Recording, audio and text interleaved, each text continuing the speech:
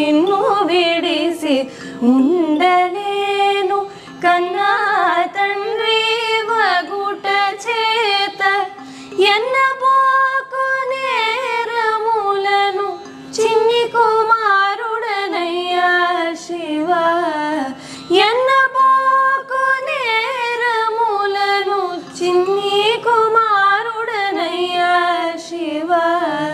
నిన్ను విడిసి ఉండలేనయ్యా